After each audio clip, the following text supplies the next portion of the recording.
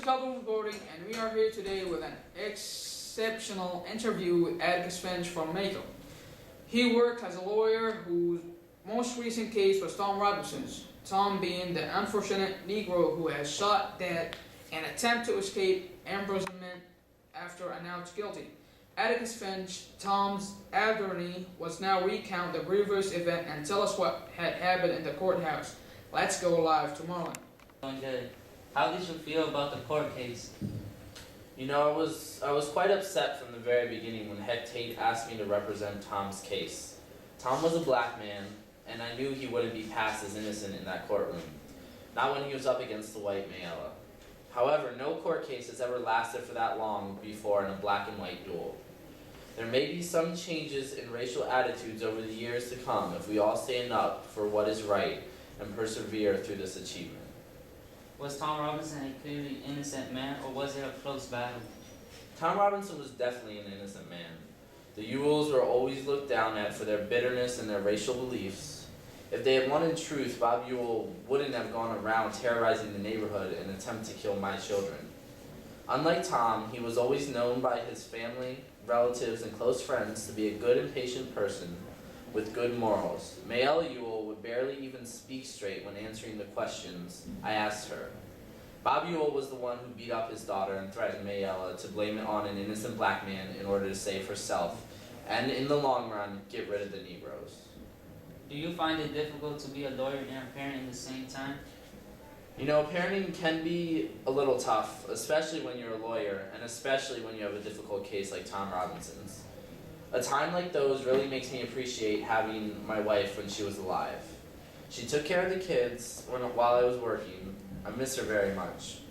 Working as a lawyer has made me see reality and the horrible truth behind it, like racial prejudice and the problems people are facing in the world today. Were your children old enough to feel their unfortunate mother after she passed away? Did she have any influence on them? Little Jean Louise never really saw her mother, but Jem had, and he has been different ever since. Growing up for him has been quite emotional. At times, he would sit in his room and just think about his mother and the day she had passed away. The effect had made his life broad and more clear, where death has revealed itself and prepared him to take cautious steps in his life. Jem's emotions has begun to influence Jean Louise as well. They are now both watching out to live long and clean lives and make appropriate decisions that don't involve any form of prejudice. Thank you, Atticus Finch. Now we're back with Khaldoun. Thank you, Marlon.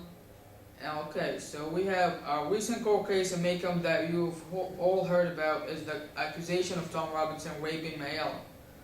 Mr. Robinson supposedly went into the Ewell's house and raped Mayella.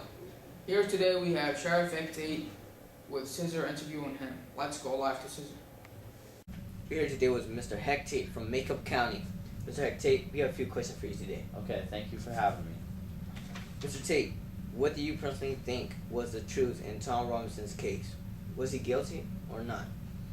Well, I'm no juryman, but with everything I heard in the courtroom that day, despite Tom being a black man, I think he was innocent. That Bob Ewell treats his children so bad, it's not a surprise he beat that Mayella girl and scared her into blaming poor Tom. Do you feel this black versus white case was different from the others? If yes, why? Of course it was different. Mr. Atticus Finch is one of the best lawyers I have ever seen, and he showed everyone the cold hard facts in court that day. He proved Tom innocent no matter the sentence he was given. The jury has never taken that long in deciding a black man's fate, and that just shows that it was a very different case. When Bob Ewell came to you that night saying Tom raped his daughter, did you think it was suspicious? You know, I didn't put too much mind into it right then, but I never trusted the Ewells, and I really hated hauling Tom in, seeing all his children crying. On Bob's word alone, I had to bring him in. There ain't much you can do in this town to defend a black man, and that's a right shame. If Atticus gets an appeal, do you think he can win it? I truly think he can. He came right close this time, but the jury's racist minds got in the way. Now with everything sunk in, it'll be easier for Atticus to win this, and on all that's right in this world, he better. If you were in charge of choosing Tom's sentence, what would you give him? I would let that man off scot-free. Thank you for being with us, Mr. Hectate. This was all. We're back with Khaldoun. Okay, thank you, Cesar, and we go live to Marlon interviewing Dolphus Raymond. Hello, Mr. Raymond. How are you? I'm alright, thank you. So it seems we've been hearing a lot about the topic of racism lately with the Tom Robinson trial. Imagine we have. I was wondering what your views of blacks were, Mr. Raymond. See, I like black people a whole lot than white folks. What makes you feel that way? White people are just two faces, and I can't stand to be around them. There are some hypocrites in this town, but I don't believe that's a big deal. See, if Tom was a white man, this case would have been completely different. Okay, next question. Would you say you have a drinking problem? Why would you ask that? Well, quite frankly, there's not a time I've seen you without a whiskey bottle in your hand, and you're always hanging around those blacks. Did you notice my children and my girl is black? I didn't mean to offend you. I just thought. You thought the same way that all white people do? I'm a drunk man and I choose black people over white. Doesn't mean anything. There's a Coca-Cola bottle inside of this bag. Oh, I do apologize, Mr. Raymond. I think that's a very brave thing for you to do, letting everyone think you're a drunk so they can have an explanation. We might need to learn to be a little less judgmental. Thank you. And now we're back to Khaldoun. Thank you, Marlon, and thank you for watching the ERHS News, and good night.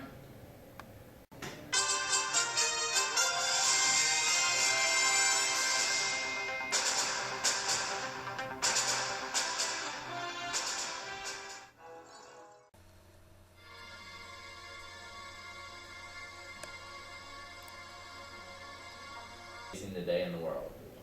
Were your children old enough to feel for their unimportant... Dang. Oh, come on. So, Today we have Sheriff Hectate to answer a few questions. we already messed up. And what? What do I do? This is what Syed does during the project. Nick. What you talking? She should give us an A. No. I'll be messed up. Yeah. Better. If you were in charge to oh my god! Come on, man. What's I all decided good? not to look at the Macomb County. Thank you for bringing us up. Oh my god! Like he always says, thank you for. Yeah, I imagine I have. I was what? How are you? Yeah, you told me before. You told me. Hello, Mr. Raymond. How are you? Did you press? I'm not drunk. Thank you. I just thought... Yes, you died. You died. Yeah, okay. Watch me shaking your back. And then when he says thank you, I say that we got... Yes, you died. The same way as white. Let's go.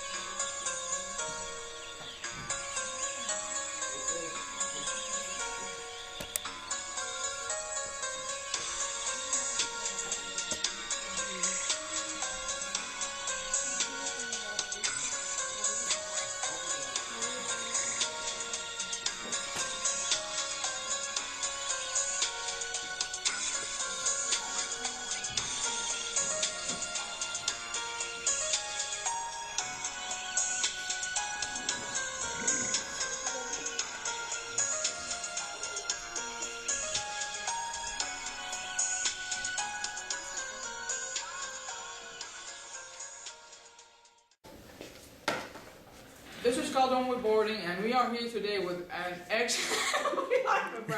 Why are you laughing? Why are you laughing?